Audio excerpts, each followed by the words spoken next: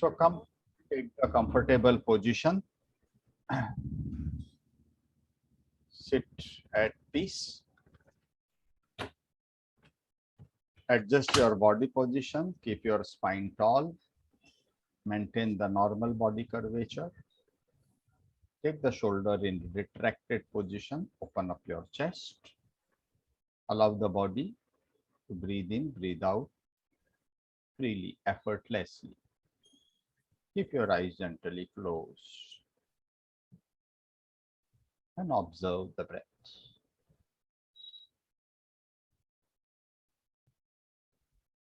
Try to connect the body with the mind.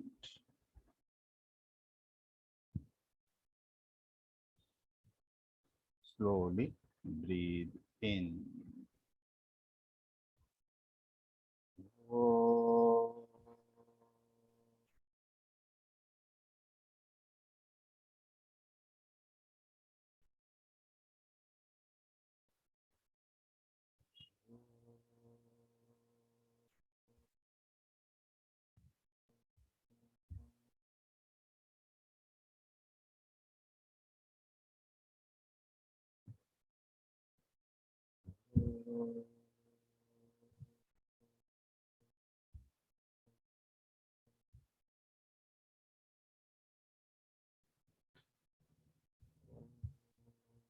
Sahana vavatu,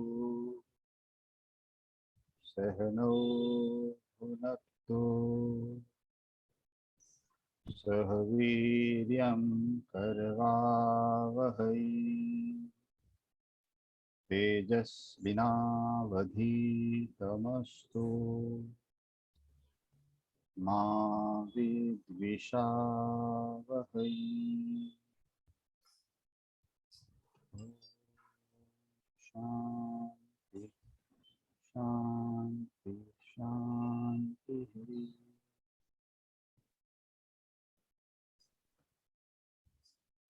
Hari Om Tat Sat, good evening. A very interesting topic today. Actually, the modern concept of nutrition is very different than the traditional concept. If you see the yogic text talk about the Mitahar. If you see the text like Bhagavad Gita, they talks about the concept of Yuktahar. And if you see Ayurveda talks about the concept of Pathyahar. And modern science talks about the science of nutrition. And that is why the most, you can say, complicated and confused science is the science of nutrition. Because you don't know what to follow and what not to follow. If you go to spiritual way, the concept is different. If you go to yogic way, the concept is different. If you go to Ayurvedic way, the concept is different.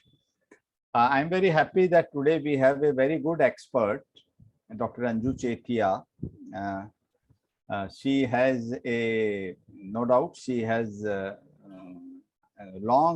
a very long clinical experience of practicing as a Ayurvedic physician, senior Ayurvedic physician. She and with Lotus Hospital at Worli. But apart from that, she is also YCB level 1 yoga protocol. Am I audible or not audible? Yes, sir. Hello. Yes, audible. Yes, sir, we can hear you. Okay, so apart from her Ayurvedic graduation and clinical experience of so long, she is also YCB level 1, that is yoga protocol instructor, and YCB level 3 certified, that is yoga teacher and evaluator. With this, without taking much of your time, I request Dr. Anjuji, so please start your interesting session. Thank you all. Namaste to all. Thank you very much for inviting me here and to give a talk on Mitahar and Patyahar. I would like to, have a little review of this concept, what is Mitahar and Patyahar as per yoga and Ayurveda both. So Ayurveda is a very deep science. It is very difficult to, to say so many things in just a very short time. But still, I would like to highlight the main salient points of both Ahar in yoga and Ayurveda. So how the concept of Ahar is so important in our day-to-day life. We will just go through this presentation.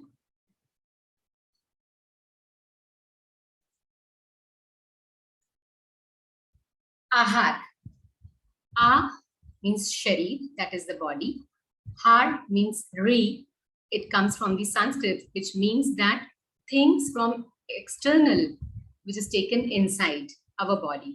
So the natural products that are taken from outside for the survival of this life is called as Ahar. Mitahar means the proper amount of food which is necessary for our survival and for our good health. Yuktahar means food that is good for our health. That means for our body and mind. Because of our mind, we cannot separate from our body. Since we know the WHO definition of the health is also physical, mental, spiritual well-being. Hitahar means the wholesome food. Ahitahar means unwholesome food. Pathyahar means the dietary regimen which is nutritious to our body and gives happiness to the mind. The Patyahar concept comes from Ayurveda because when we are taking the food, it has to be followed with certain guidelines. This is said very well in our Ayurveda authentic text. And a Patyahar is the opposite of Patyahar. That means which is not nutritious to our body and it doesn't give any happiness to our mind. As we know, the formation of the universe, our Upanishads are the Granthas, are the authentic text, which mentions how this universe has been evolved. So, the Taitriya Upanishad text says, Tasmad va etasmad atmanam akashah sambhutah akashad vayu vayu ragnihi agnir apah apadyaha prithvihi prithvyaha aushadeh Aushadhi abhyo annam annat purushaha, which means that this universe is formed from Akash. Akash gives the formation of Vayu Mahabhut. Vayu gives the formation of Agni Mahabhut. From Agni comes the Jala Mahabhut, that is the water. From the water comes the Prithvi, that is the earth. And from the earth comes the Aushad, that is the medicine. And this Aushad, it leads to the formation of Anna, and Anna leads to the formation of Purush. So the universe starts in this way, and with the Anna being the formation of the Purusha, it is so important that Anna is the creator of the human being. So Ahar is also a Trayo Upastambha, that is one of the pillars of the three pillars which is said in Ayurveda. So what are the three pillars actually? The first one is Ahar, the second one is Nidra, that is sleep, and the third one is Brahmacharya. Now food is the base that all the beings on this earth are born from, sustained by and again merged into. So since food is preceded and born and worshipped and eaten by all the living beings, it is also called as Prana or the life force. As we know that Prana, normally when we say Prana word, we always think about the air, the vital energy which is required in our body. But Ahar is also the life force which is very important for our survival and sustenance. So Annat, food transforms in this Praja which is resting on this earth. That is why Annam hi bhutanam jeshtanam. Or as food is the firstborn, all the living beings originate from Annam, sustain from it and finally merge into it. Hence, Annam Brahma. The life of all living beings is food and the whole world needs food is said by our great Acharya Charak. As we all know, there are a lot of benefits of a good diet. A good diet gives us good health, youthfulness, good memory. It gives us a lot of energy and endurance and strength to do our day-to-day activities. A gradual decrease in our existing health problems is also managed by a good diet. Prevention of diseases. As we all know, Ayurveda always says first is swasthasya swastharakshanam, means first is the health of an individual should be preserved, a good health. Second part comes is the role of diseases. And hence, first part is when a person is healthy, we should see to it that how he can prevent any diseases from, basically when we have diseases, we are not in a good health and we suffer. So why to invite these diseases? And hence a good diet will help us in prevention of diseases. It also helps for a greater ability to handle stress, anxiety, and worry. It saves our money in the long run. Why? Because then we prevent ourselves from getting admitted to the hospitals and then spending a lot of money, which we have seen during these times.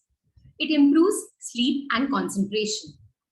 It helps for better digestion, metabolism, and elimination of the waste. It gives us healthier skin, complexion, and slows down the aging process, which is the role of rasayanas in Ayurveda, because rejuvenation therapy is the only therapy, the best therapy which is told, which is a gift to us from Ayurveda. It gives us a healthier progeny. It helps our immune system to be stronger to fight against any kinds of infections and diseases. It helps for a better weight loss or weight gain and a better sense control. Ayurveda dietetics. How Ayurveda looks into the role of diet, how diet helps for an Ayurveda physician.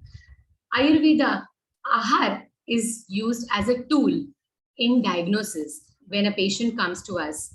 When we take the history of the patient, we will always ask the patient, what about your food intake?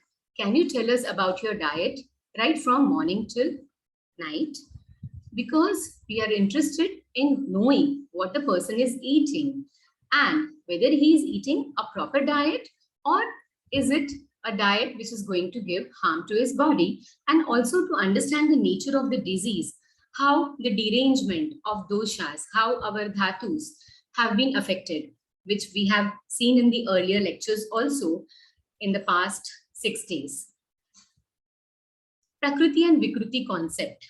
When we understand the Prakriti of an individual, whether he is a Vata person, Pitta person, Kapha person, and when we understand what kind of imbalance of doshas are happening in his body, then we are able to prescribe a proper dietary regimen so that we don't disturb the Prakriti and we are able to eliminate the Vikrut doshas from the system. Desha, that is the place and the body. Body is also a desh where we are treating the individual in this body and the place where we live. So it is also important that the person who has been brought up in that particular place, we need to know the diet of that place also. Then comes the role of Kala, that is the time cycles or the seasons. It also helps to understand the Agni and the metabolism of a person, because each individual has got his own Agni. Some people will have a low digestive fire, some will have a very high digestive fire, and some will have a moderate digestive fire. So depending upon what kind of fire a person is having and what kind of food he is having, we will be able to understand whether he is able to digest those things, what is going inside his body, because whether it is affecting his metabolic rate, how we can help his metabolism further. Satmya and Asatmya means certain foods where we are born, where we live, are and what we are used to right from our ancestral times. We have been eating those kinds of food. So they become Satmya to our body. And suddenly when we change our diet, nowadays a lot of diet fads have also come in. So when we go to suddenly we jump from one diet to another, then it is not necessary that it is going to help us in the long run. Because when we just jump from one diet to another, the things which we have not been taking for a long period of time, they can be a satmya to our body. So it will disturb the metabolism of our body. The concept of ras, virya, vipaka of each dravya. So Ayurveda, not only for the medicines, but also for each and every food available on this earth, it writes about the ras, that is the taste, virya, that is the potency of the food, and vipaka is the vishesh pachan, means after post digestion, what is the effect, whether the same taste which we had on our tongue, whether it changes inside post digestively or whether it remains the same. So each and every herb, each and every food, that is, we study about the rasa, virya, vipaka of each and every food that exists.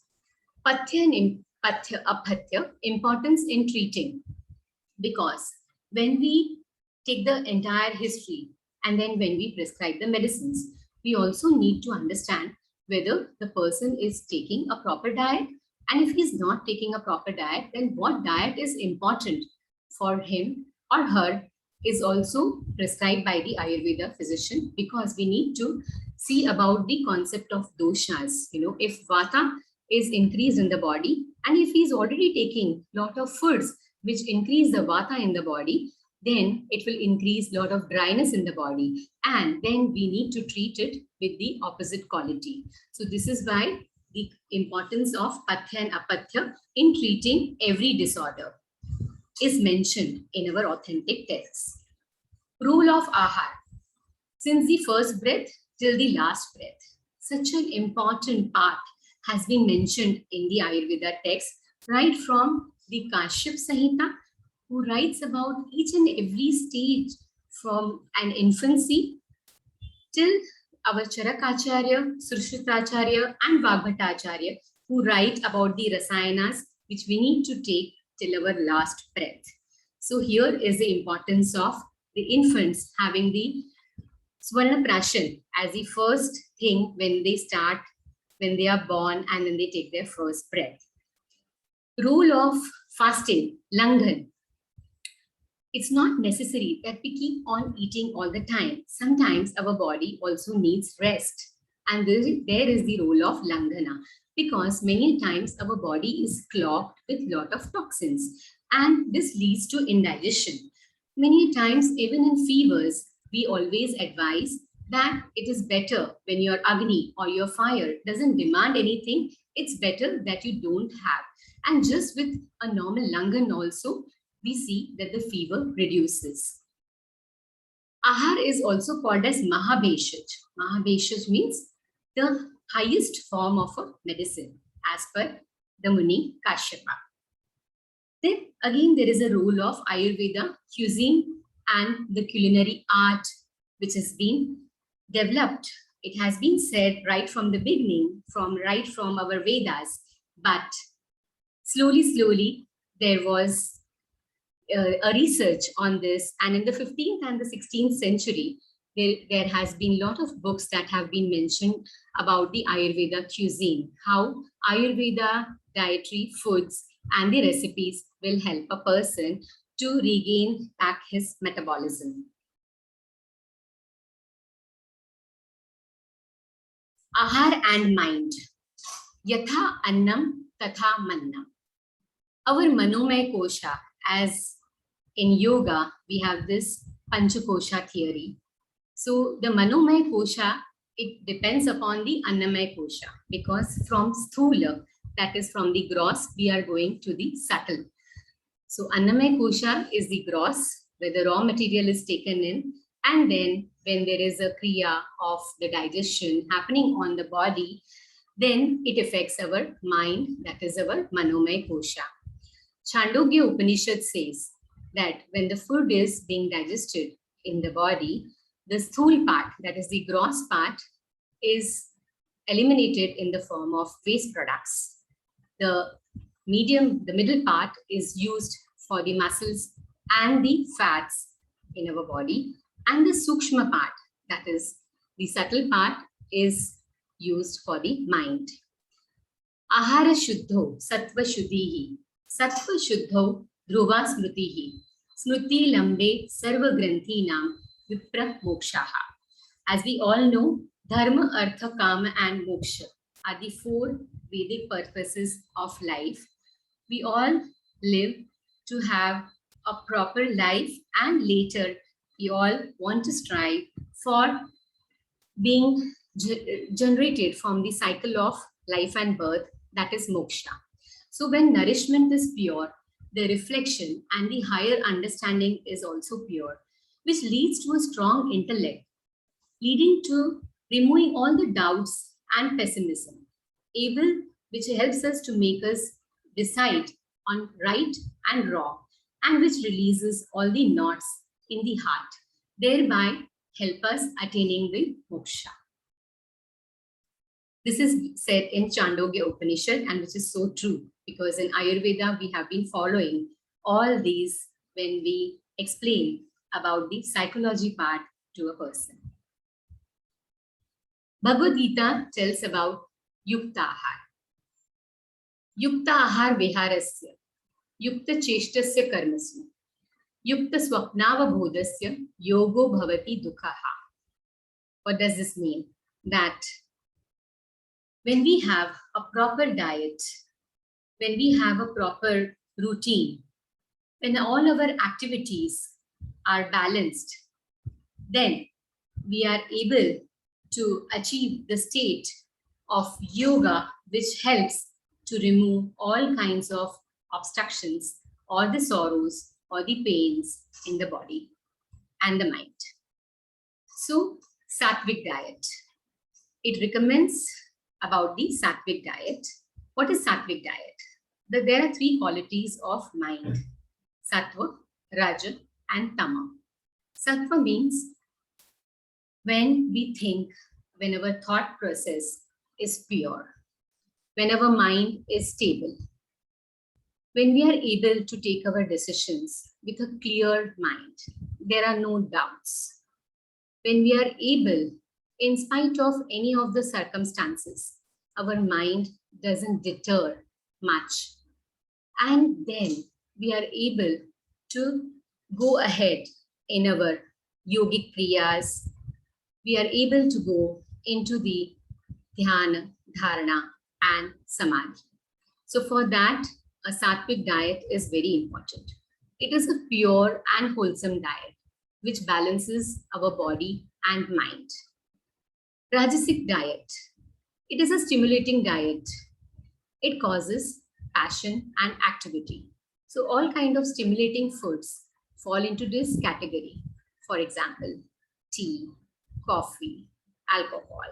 All these will increase lot of passion and activity in our body. Here, when there is a rajogun that is dominant in the body, our mind is restless. We are not able to concentrate. We are not able to meditate. So it becomes very difficult for us if we are completely in a state of raja. We do need activity. We do need passion at certain levels. But beyond that, if it is an overindulgence of raja in our body and mind, then we will be not stable. So it is called as asthir avastha. Similarly, tamasic diet, it is a very heavy and unwholesome diet. It causes inertia and dullness. So tamasic foods are which produce a lot of dullness in the mind. Why? Because first of all, these foods are heavy to digest. When these foods are very heavy to digest, our Agni, our fire, digestive fire, has to work a lot on these foods. Hence, the whole strength of the digestive fire goes into digesting these foods. So our mind becomes clouded, dull. We also develop a lot of doubts, pessimism, inertia, and hence it is a very difficult state if it is completely tama dominated. Yoga practitioners always have difficulties of either an overactive mind or a dull mind. Why? Because when we meditate, we know there are these two problems where our mind keeps wandering or when we are too lazy and dull to do any kind of abhyasa, which is very important in yoga. Hence, sattvic diet is the best diet for chitta vritti nirodha, which is the first part when we start studying the yoga, because there are so many obstacles which come in the path, and then we need to just bring our chitta in a more focused state, in a more stable and a clear state, which is possible only with a sattvic diet. Mitahara. Mitahar is the concept which comes from yoga. So both Hatyo Pradipika, Gheranda Sanhita, both mention the amount and the quantity of food which needs to be taken for a yoga practitioner. And also Ayurveda similarly tells about the proper amount of food that is necessary for our body. So, susnigdha madhur aharasya chaturthansha vivarjitaha bhujyate shiv samprite mitahara sa uchyate, which means our diet should be unctuous. It should not be dry. It should have some amount of oil in the diet. So there should be snigdhata, that is, there should be some amount of oiliness, which is important for our digestive fire. Madhur. Madhur means not only sweet, but which is pleasant to our mind.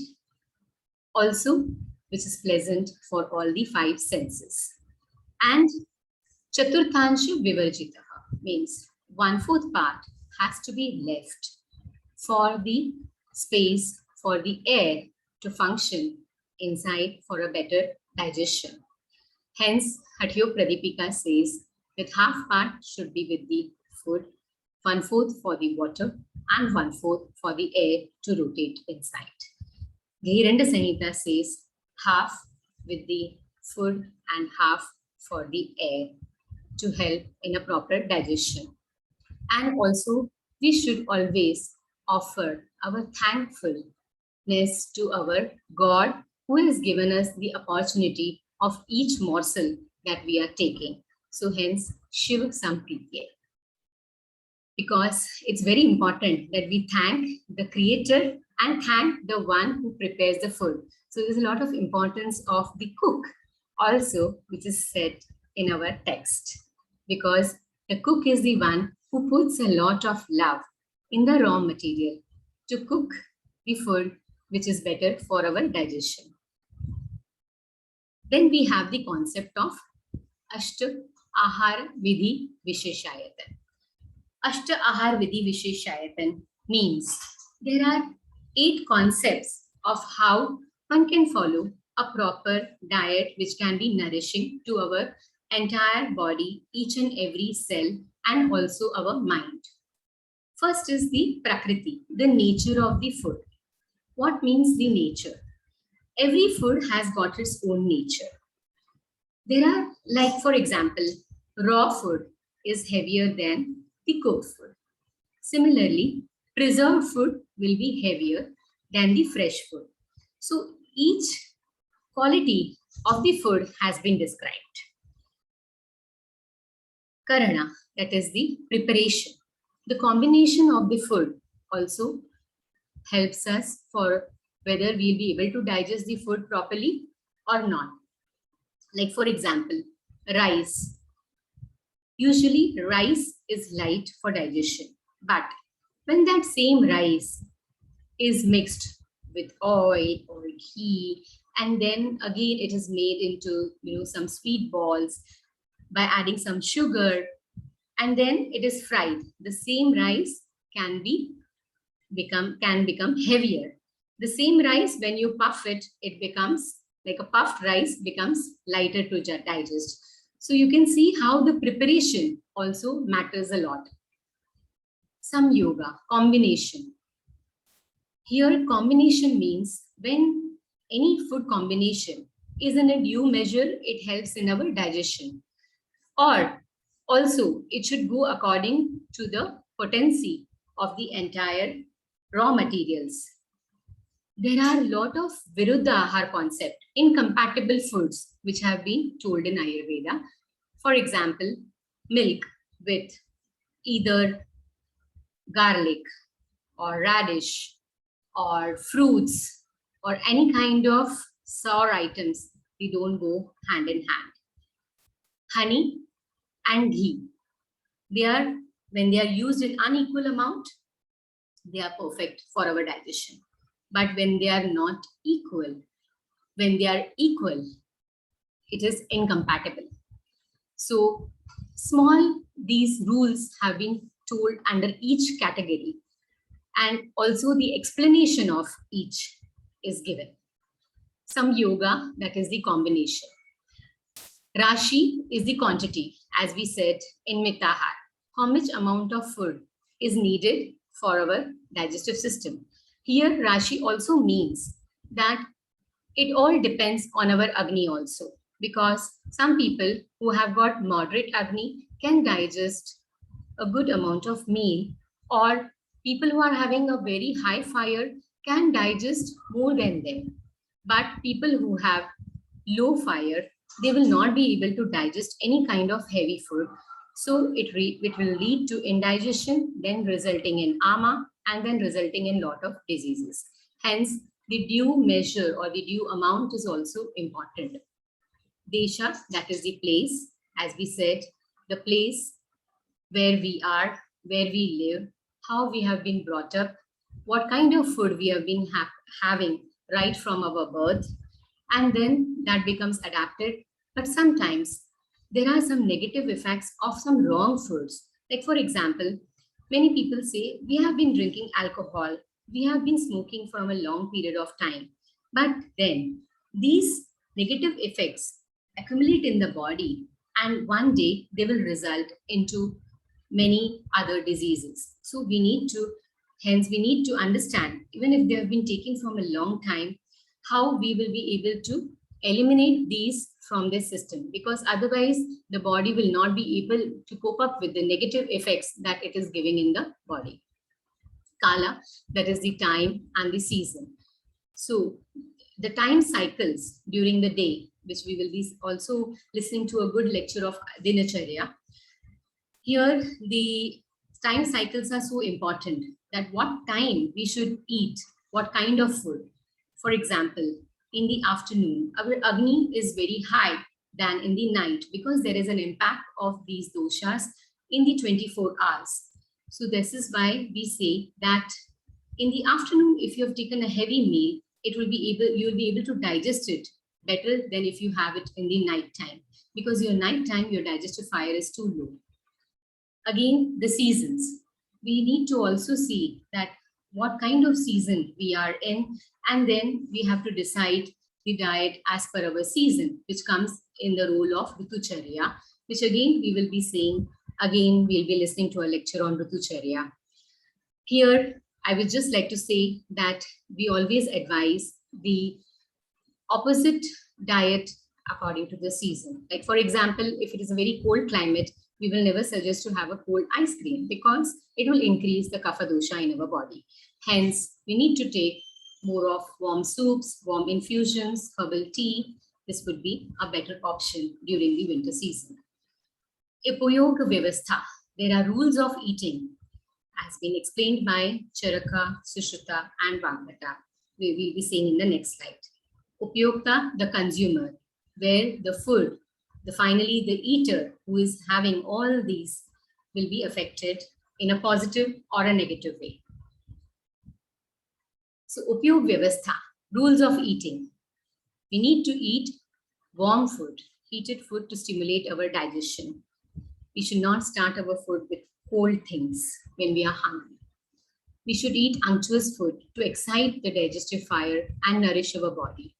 We should eat in properly combined food measures, and also after the digestion of previous meal, because this is again very important. If our previous meal has not been digested, how are we going to digest another meal? Hence, whenever we see that people keep having food, even sometimes the moods also, make a person eat any time of the day.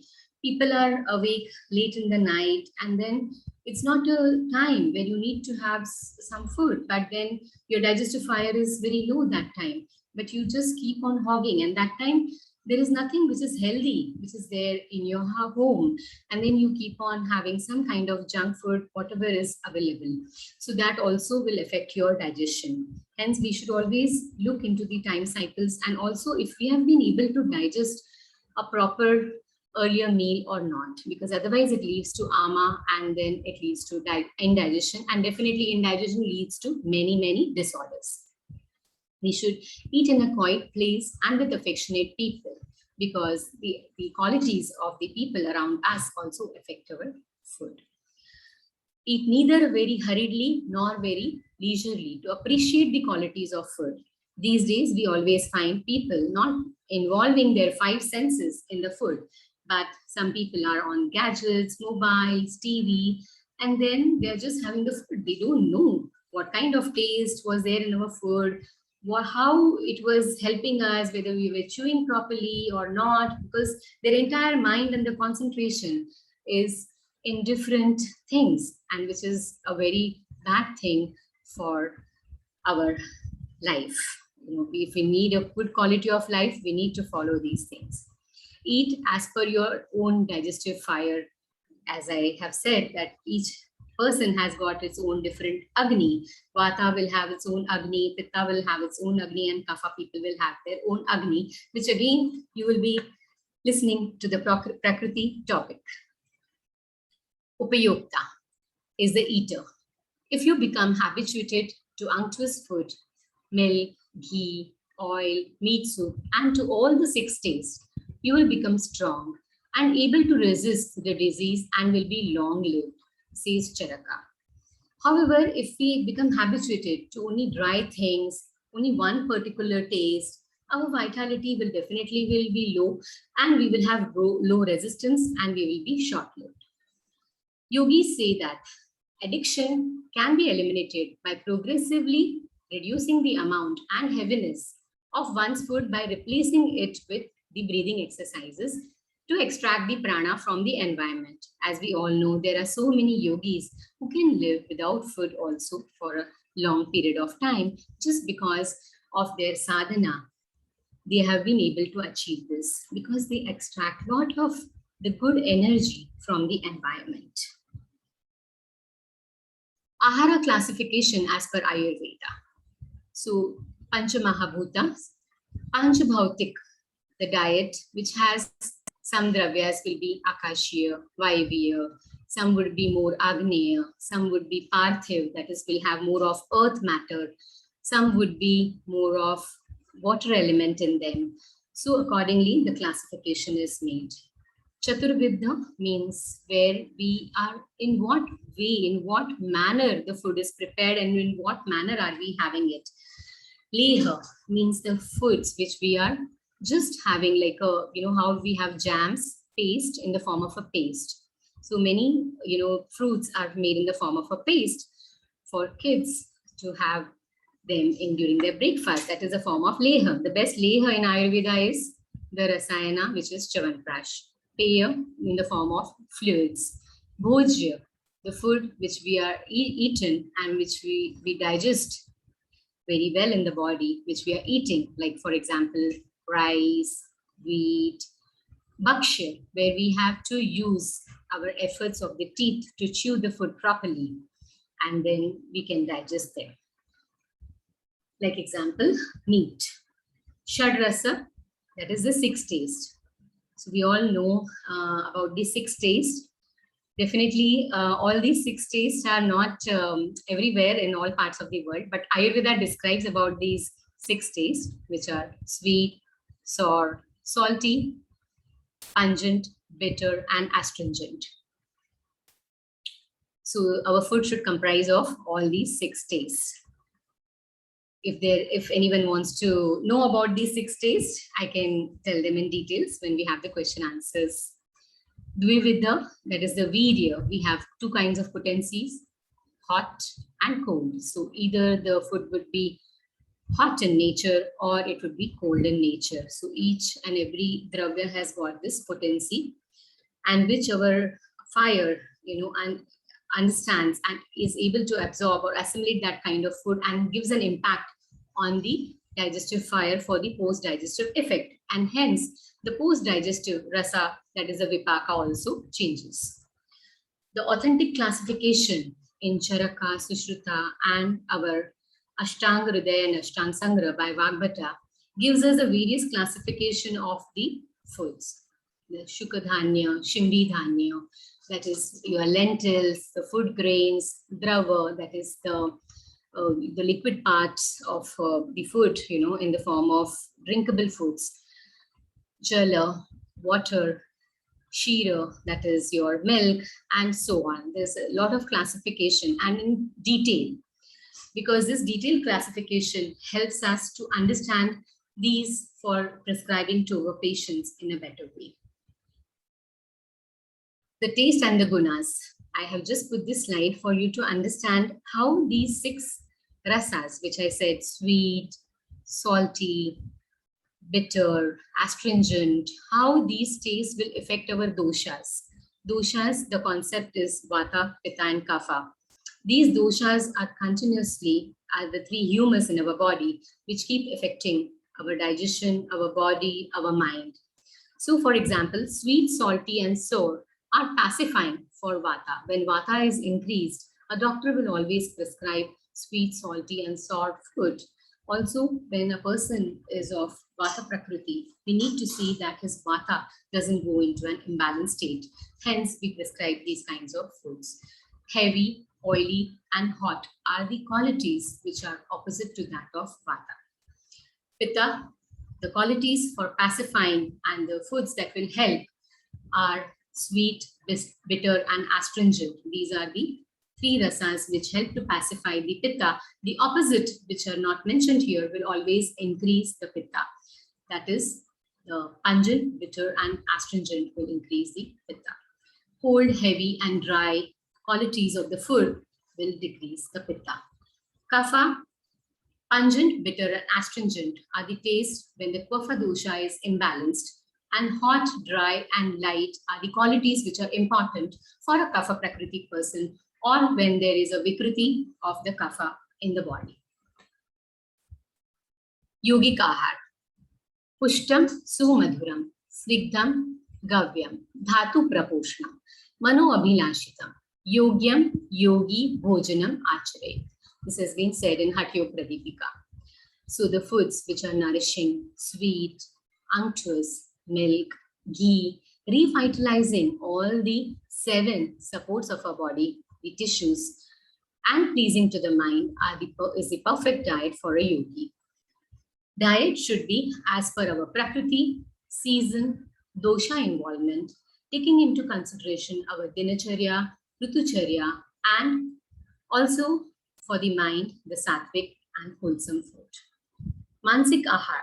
I had to just include this because it's also important.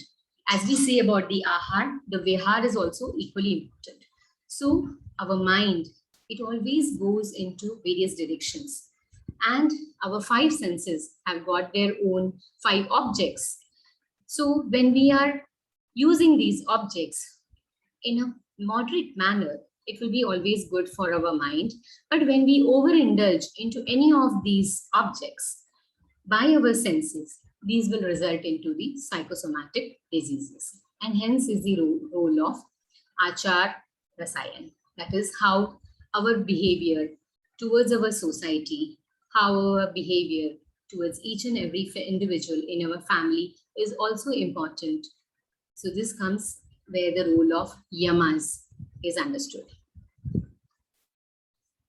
So these are the books, especially, because I wanted to quote this because there's a lot of Ayurveda cooking, which comes from the role of Aahar.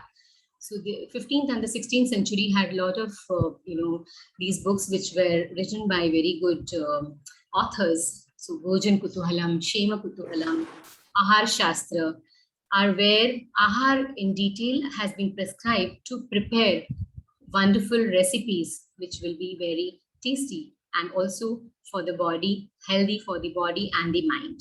Similarly, there is a lot of research being done on Ayurveda, even in Western countries. So you can see a lot of books available in English translation by various authors, even by Westerners. We also know about a lot of Westerners who have come and studied Ayurveda, and they are learning more in details and depth about our Shastra. So we should be very happy for people who love our Ayurveda, and even in modern times, it's being so true. There is lot and lot to learn. We are just, nothing in front of our rishis, I would always say, because the intellect of these rishis is tremendous. And I just pray that we all will be able to understand and we'll be able to adapt this beautiful dietary concepts even in our day-to-day life, not only when we are ill, but when we are healthy. So we all should have a proper mixture of, as we know in modern medicine or modern dietitians say, the mixture of proteins, carbohydrates, vitamins, minerals. Similarly, when we have proper balanced food, it balances our doshas, our dhatus. It also makes our mind healthy, as it is said in Ayurveda. Samadosha, samagnischa, samadhatu malakriye. Prasanna atmendriya manaha swastha ityabhidite. So this is the definition of swastha. Without the mind or our soul being happy, we will not be able to achieve a good health. So here I conclude my presentation of Ahar. There is much lot to learn about Ahar, but I tried to just summarize few things that Ayurveda and yoga concept go hand in hand together. And very happy to give this information to you all, and happy Navratri to you all. Today is the first day of our Navratri, and I just pray to Lord Durga to bless each and every individual and this earth, and also I pray to Lord Dhanvantri. Thank you so much. If there are any questions, you can please ask.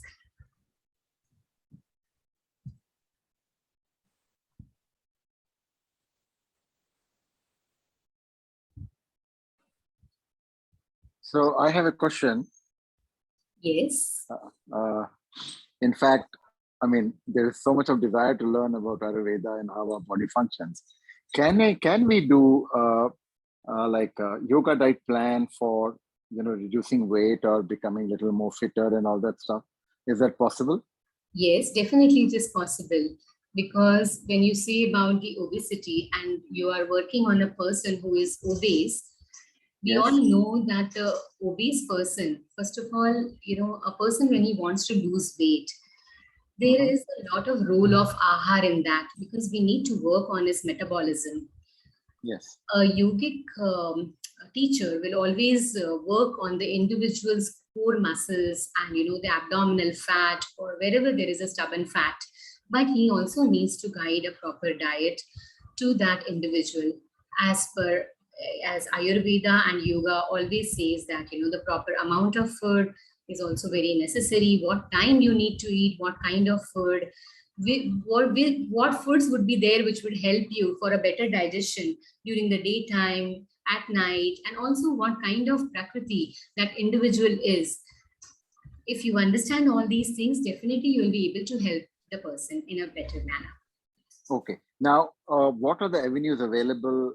Like, I have never come across an Ayurvedic diet, like dietitian or something like that. Yeah. Right. So are they very common in Mumbai? Because I'm from Gurgaon, Delhi area.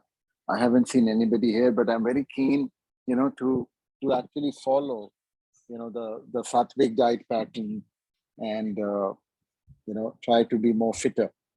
Yes, definitely. Your Ayurveda doctor will definitely help you. Ayurveda doctor doesn't only give you medicines. It only depends on, like, if you will just explain to the doctor that I would like to have a better diet for myself, definitely the doctor should be able to help you. Because Ayurveda is a science which never is, we can never apart, like there is nothing, no separation from the diet or the foods that we take. As I said, that the first part is prevention. So for prevention, it is very important that we guide you. Like even for example, Ayurveda, it explains you a lot of things, like even panchakarmas. It is not only for a person who is not healthy, but we always advise for a good health, which you will be learning in these few lectures also. Like even every season also, for a healthy person, there is a certain panchakarma, like a detoxification procedure, which is recommended for a good health of an individual. Similarly, the dietary regimen also is recommended by an Ayurveda physician. Understanding your Prakriti, if you're just having no problems with your health, so the Vikriti concept is sorted out, but still the doctor, Ayurveda doctor will help you. If at all there is any Vikriti, he would also guide you with that. Okay, thank you so much. Understood. Welcome. So I will talk to Dr. Ghanshyamji and see how to take it forward. Thank you for a nice presentation as well. Thank you.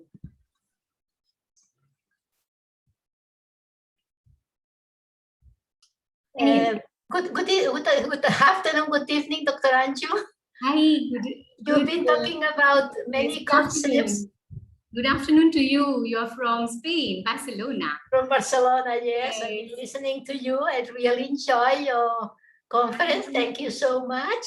Thanks. You've been talking to many concepts together that it takes time to assimilate.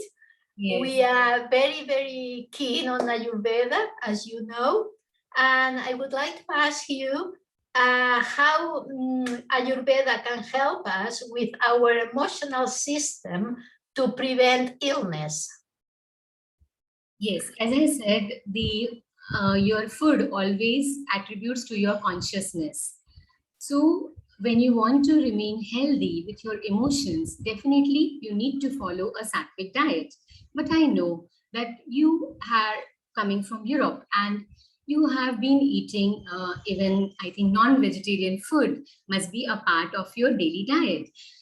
Yes, I do understand. Ayurveda doesn't say no for a non-vegetarian diet because it also tells you each and every, like I said, none of the food that it hasn't described about it. Like anything which is available on this earth, even the meat, it has described so well. But when you want to have for your emotions a balanced diet, you also need to understand that the foods which are very heavy to digest should be taken in the afternoon. So even if you're having a non-vegetarian diet in a small amount, it should not affect you for your emotions, because during the afternoon, the timing is the midday is the time where your Agni, the fire, is very strong and will be able to digest this difficult food also. But if you are going more into the vegetarian food, definitely the emotions would be well in control. Thank you very much. I answered your question. It's a very vast topic, but yes, I just tried to answer in a very short explanation. Thank you very much. Welcome.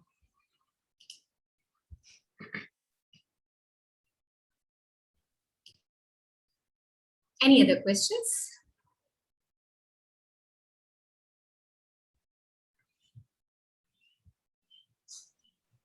Namaste everyone. We are just again sharing our details to contact regarding our course, Ayurveda course. So, just a minute.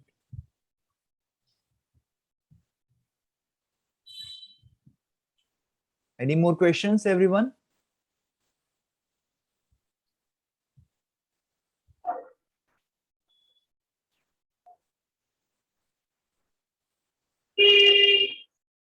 I hope people have been able to understand what I was conveying in this presentation. There is a lot to learn, but few things that I wanted to just make it important, because the rules of eating is also so important for our day-to-day life and activity and for our better digestion. If there are any questions, do please ask us, or you can contact our Prana Yoga Center for more queries and for more detailed topics.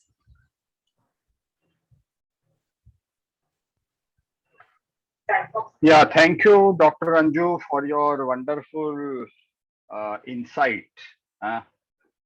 You have given basically so much of food which is very difficult to digest in one session. And because you have combined the spiritual concept, the Ayurvedic concept, and the yogic concept. So let us give our participants some time to digest this food, whichever you have given. But excellent narration. And let me announce, friends, we are going ahead with your strong desire and with your interest, the certificate course in Ayurveda that is likely to be start from 15th of October, that is the day of Dashera. So feel free to contact us if you wish to enroll for the course. The course will include more insight of every session which we have discussed. So basically during the sessions, we are giving you the framework, and in the course, we will give you the food, which is the more insight, how to work out the practical aspect of Ayurveda in our day-to-day life. Okay, so thank you once again, and thank you joining us. Please join us tomorrow. Tomorrow we have very interesting topic about Swastivrittam, the how to remain healthy in this Corona time. Corona has taught us one thing, that health is wealth, not the other way around. Wealth is health. So tomorrow we have this session. So please join us, and thank you once again. Good night. Hari Om Tat Sat. Thank you so much. Thank you, Dr. Anju. It was nice. Thanks a lot, sir. Thank you, Anju ma'am. Thanks, Nice all. explained. Anju madam, very well explained.